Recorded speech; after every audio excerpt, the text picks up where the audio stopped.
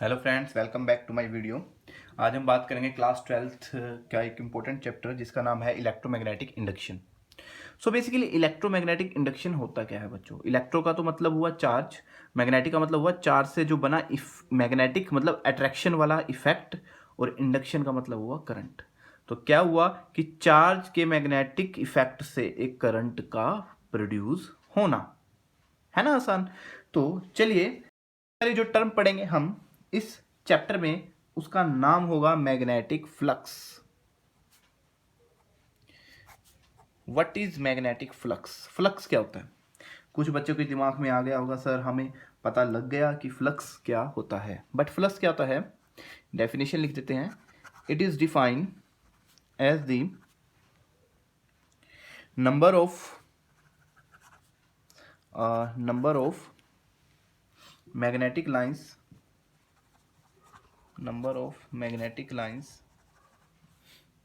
of force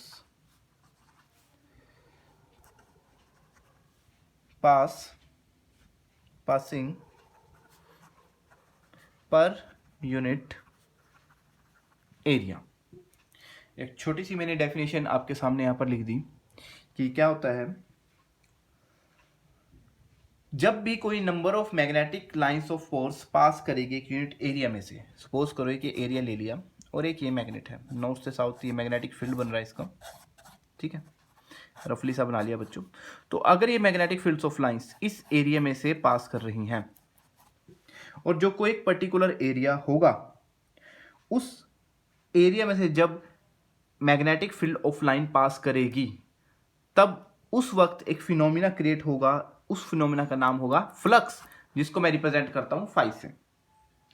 so basically इसका यहां से फॉर्मूला भी क्या बन गया, phi, which is known as magnetic flux, which will equal to magnetic field, जिसको हम बी से रिप्रेजेंट करते हैं, डॉट में से जा रही है डिस्टेंस।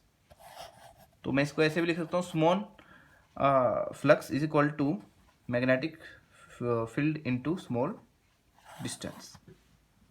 ठीक है बच्चों, अब होगा क्या, थोड़ा और इसको गहराई में देखते हैं हम इस टॉपिक को। कोई एरिया है सपोज करिए, ठीक है, एक मैग्नेटिक फ्लक्स की डायरेक्शन इस डायरेक्शन में है, बट जो एरिया का फेस है वो इस डायरेक्शन में है। तो इन दोनों के बीच में बनेगा 90 डिग्री। तो डॉट है, तो डॉट के लिए क्या लेते हैं हम, cos थीटा cos 90 डिग्री। तो यहां पर जो मेरा फ्लक्स होगा वो क्या होगा, जीरो। तो इट मीन्स कि जो एरिया का फेस है वो अगर उसके परपेंडिकुलर में होगा, 90 डिग्री बनाएगा, तो उस वक्त जो हमारा एंगल बनेगा वो 90 होगा, जिसकी वजह से जो मेरा फ्लक्स होगा वो क्या होगा, जीरो। अगर सपोज करिए, दोबारा से एक एग्जांपल ले लेते हैं, ये एक एरिया है, इस एरिया की मैग्नेटिक लाइंस पास हो रही है और जो डायरेक्शन होगी एरिया की वो भी सेम होगी जहां पर मैग्नेटिक फील्ड ऑफ लाइन है। तो इस वक्त जो एंगल बनेगा वो बनेगा 0 डिग्री। तो we know very well flux B D S cos 0 degree is equal to 1। So मेरे पास वैल्यू आएगी बी डी एस। होपफुली सभी बच्चों ने मैग्नेटिक फ्लक्स को अच्छे से पढ़ लिया होगा। तो अब हम बात करेंगे नेक्स्ट टॉपिक, और आपको मैग्नेटिक फ्लक्स की जो मैं यूनिट है वो भी बता देता हूँ। मैग्नेटिक फ्लक्स की जो यूनिट होती है उसको बोलते हैं वेबर या टेस्ला मीटर स्क्वायर। अब हम बात करेंगे नेक्स्ट टॉपिक, जो कि मेरे चैप्टर का नेम है electromagnetic induction. Basically electromagnetic induction क्या होता है? Electromagnetic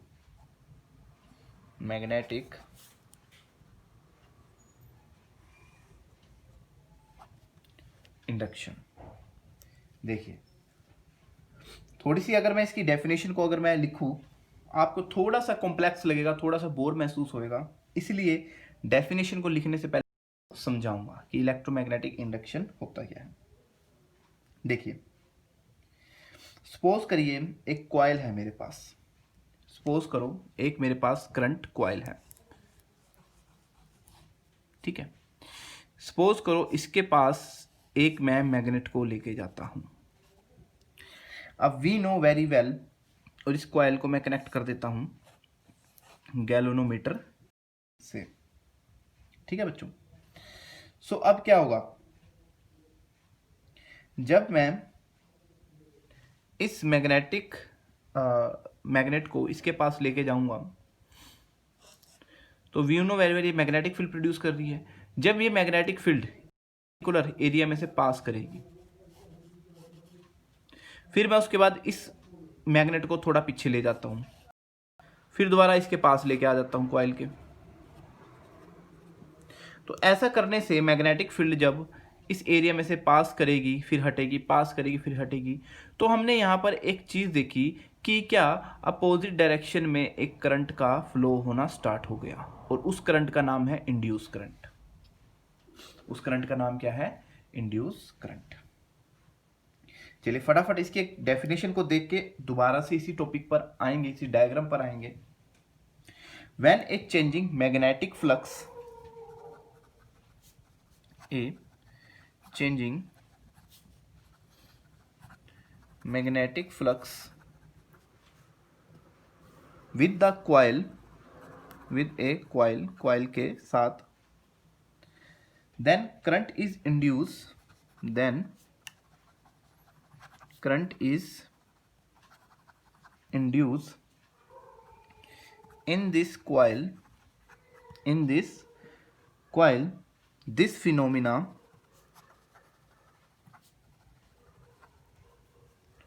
is known as induction of current या इलेक्ट्रोमैग्नेटिक इंडक्शन।